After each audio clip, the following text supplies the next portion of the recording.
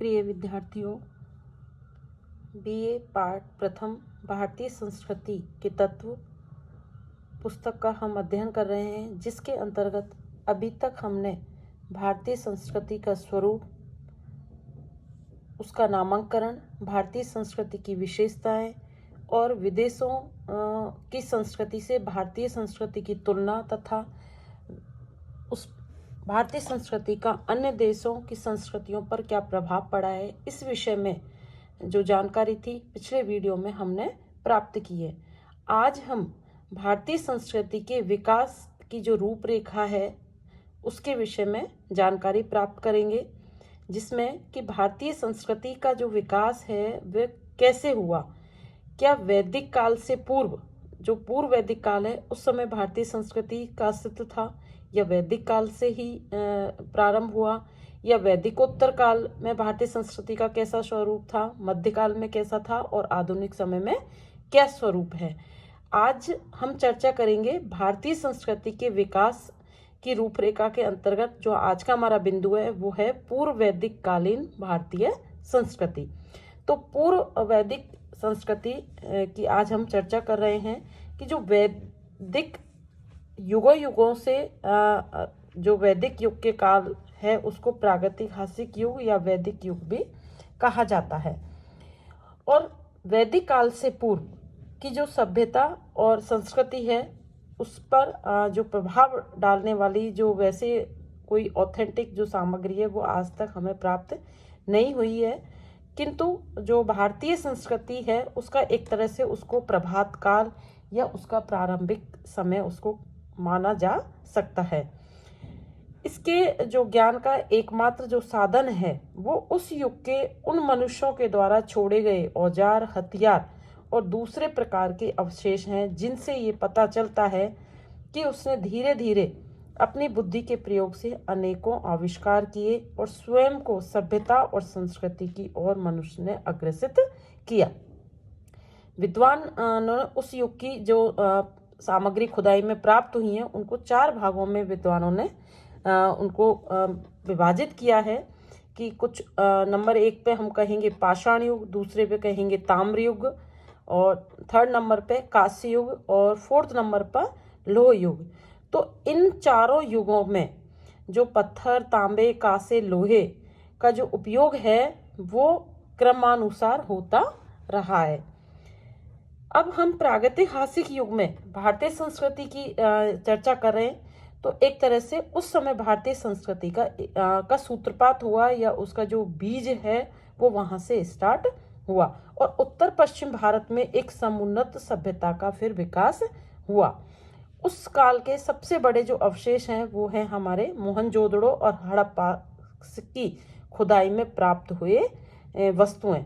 भारतीय संस्कृति का जो श्री गणेश है वो आर्यतर और आर्य जातियों के पारस्परिक सम्मेलन से ही हुआ है। आज जिसे हम भारतीय संस्कृति कहते हैं उसके निर्माण में आर्यों का बहुत बड़ा हाथ रहा है। फिर भी आर्यों से इतर जातियों का भी उसमें जो सहयोग है उसको कम महत्वपूर्ण नहीं माना जा सकता।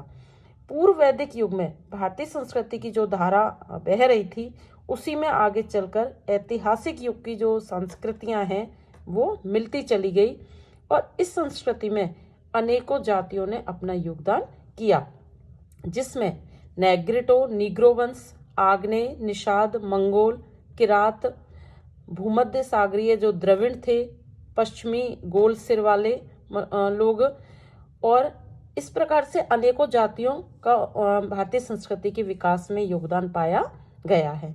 अब हम बात करते हैं मोहनजोदड़ो और हड़प्पा की सभ्यता के विषय में कि आधुनिक पाकिस्तान के सिंध और लरकाना जिले में 1922 में खुदाई करते समय मोहनजोदड़ो में 2री और 3री सदी के एक बौद्ध स्तूप की खुदाई जब कर रहे थे तो कुछ ऐसे प्रागैतिहासिक अवशेष मिले जिनसे आज से 5000 वर्ष पूर्व की एक उन्नत, समृद्ध और संपन्न नागरिक सभ्यता एवं संस्कृति का आभास संसार को हुआ। तो इस तरह से जो पाकिस्तान के हड़प्पा और इसके मोहनजोदड़ो की खुदाई हुई तो वहां से जो चीजें प्राप्त हुई उनसे ये पता लग गया कि जो भारतीय सभ्यता और संस्कृति है वो वैदिक काल से भी पूर्व के जो युग था उसमें बहुत अधिक विकसित और समृद्ध अवस्था में स्थित थी। तो हम इन्हीं बिंदुओं के आज हम अध्ययन करेंगे क्रमशः कि सबसे फर्स्ट बिंदु हमारा कि सिंधु घाटी की सभ्यता का विस्तार, कि वहाँ खुदाई में जो चीज़ें मिली उनसे जो जानकारी प्राप्त हुई, उन जानकारियों से कि भारतीय संस्कृति का कैसा उस समय स्वरूप रहा होगा, क्या क्या चीज़ें होती थी, किस किस तरीके से वहाँ पर धर्म था, या वहाँ की बनावट, वहाँ का स्ट्रक्चर, रहने की व्यवस्था, खान पान, उद्योग व्यापार, इन सभी बिंदुओं पर हम थोड़ा थोड़ा आज चर्चा करेंगे। तो सबसे पहला जो बिंदु है वो है हमारा कि सिंधु घाटी की सभ्यता का विस्तार कैसे हुआ।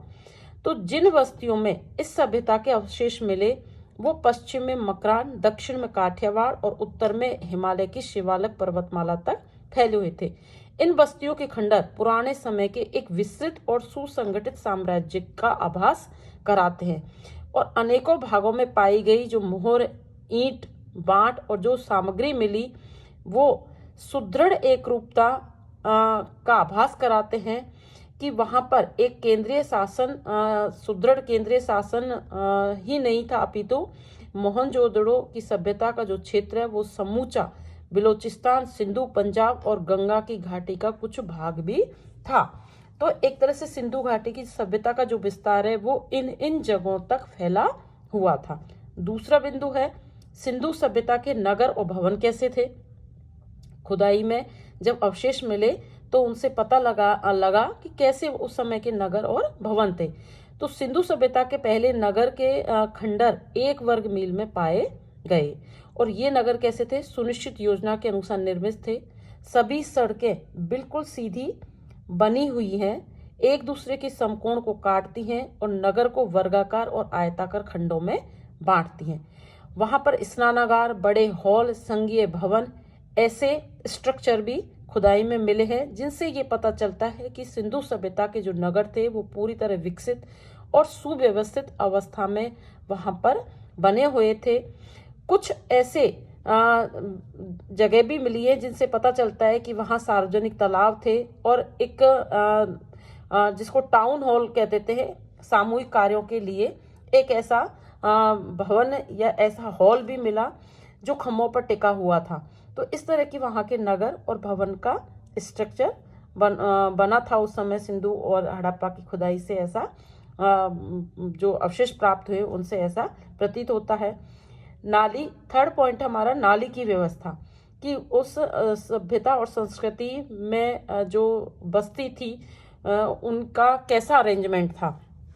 तो शहर को का जो गंदा पानी है उसको निकालने के लिए प्रत्येक गली और सड़क में नालियों की व्यवस्था भी बनी हुई थी।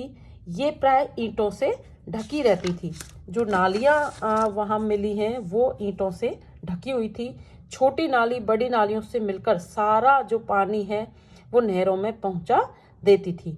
और नालियों से ये बात भी ज्ञात होती है कि नगर में स्वास्थ्य और सफाई का पूरा ख्याल रखा जाता था। चौथा बिंदु है धर्म, कि अभी तक सिंधु घाटी सभ्यता में ऐसे कोई मंदिर और पूजागृह नहीं मिले हैं, फिर भी वहाँ के धार्मिक जीवन को बताने वाली मिट्टी और पत्थर की जो मूर्तियां तथा मोहरें मिली हैं उनसे ये पता लगता है कि उस सभ्यता के समय मातृ देवी, पशुपति शिव और उनके लिंग की पूजा होती थी। पीपल, नीम जैसे वृक्ष और सर्प आदि जंतुओं की भी उपासना उस समय प्रचलन में थी। एक मूर्ति उस खुदाई में ऐसी मिली है जिसके 3 मुख हैं, जो पशुओं से युक्त हैं, योगासन की दशा में है। विद्वान उसको देखकर ऐसा विश्वास करते हैं कि योग क्रियाओं का उस समय अभ्यास लोग किया करते होंगे। और एक दूसरी मूर्ति ऐसी भी पाई है जिससे कुछ जो पारखी लोग हैं वो जैन धर्म के तीर्थकर ऋषभ देव की मानते हैं। खान पान, अगला बिंदु है हमारा खान पान, कि सिंधु सभ्यता में खान पान कैसा था। तो मोहनजोदड़ो में गेहूं और जौ के कुछ नमूने मिले हैं। हड़प्पा में मटर और तिल मिले। खजूर का भी प्रयोग उस समय किया जाता था। अन्न के अलावा बैल, भेड़, सुअर, मुर्गी, घड़ियाल, इनके मांस और मछलियों का भी जो लोग थे भोजन में उस समय प्रयोग करते थे। छठा बिंदु है आमोद प्रमोद, कि उस समय मनोरंजन के क्या साधन थे। तो जो खिलौने आदि प्राप्त हुए उनसे ये प्रतीत होता है कि जो बालक थे वो खिलौनों के शौकीन थे। खुदाई में मिट्टी और हाथी दांत के खिलौने मिले हैं, मिट्टी की बैलगाड़ियां मिली हैं, और पुरुषों के खेलने के लिए जुआ, संगीत, शिकार, पक्षी लड़ाना, मछली के शिकार, ऐसे प्रमाण भी प्राप्त हुए हैं। सातवां बिंदु है वस्त्र और वेशभूषा उस काल में कैसी थी।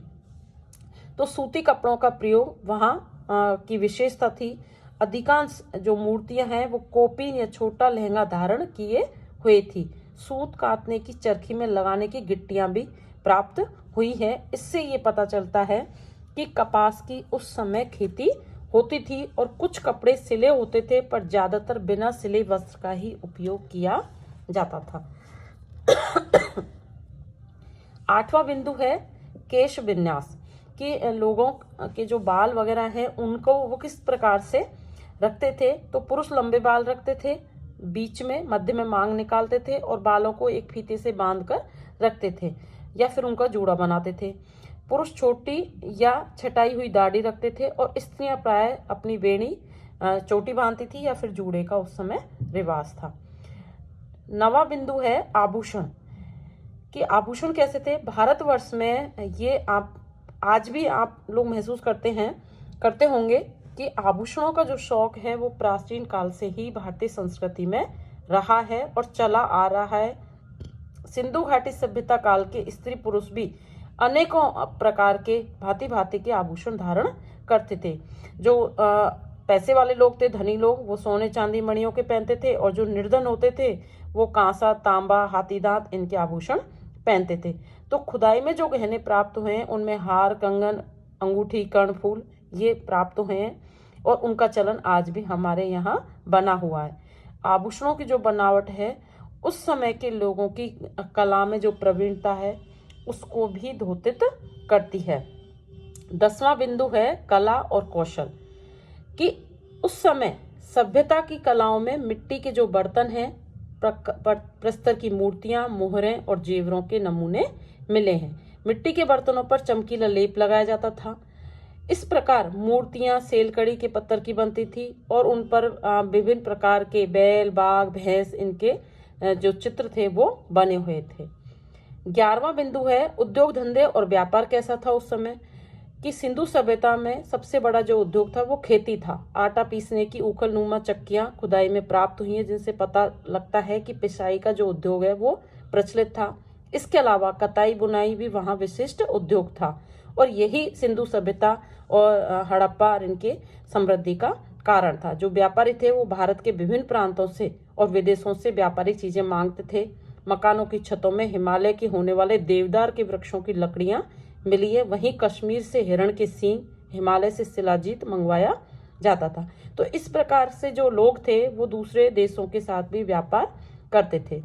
इन चीजों से स्पष्ट है कि जीवन के सभी पहलुओं में जो सिंधु सभ्यता के निवासी थे वो हजारों वर्ष पहले इतनी प्रगति कर चुके थे कि हमें आश्चर्यचकित होना पड़ता है कि भारत वैदिक काल से पूर्व भी निश्चित ही एक उन्नत सभ्यता और संस्कृति का केंद्र था। तो इस प्रकार आज हमने भारतीय संस्कृति के पूर्व वैदिक समय में कैसा उसका स्वरूप था इस विषय में जानकारी प्राप्त की है। आने वाले वीडियो में हम इसी क्रम में आगे बढ़ते हुए आगे की जानकारी प्राप्त करेंगे कि सिंधु सभ्यता का फिर कैसे लोप हो गया था, या सिंधु घाटी की सभ्यता का दूसरी सभ्यताओं से क्या संबंध था। ये जानकारी हम अगली वीडियो में प्राप्त करेंगे। धन्यवाद।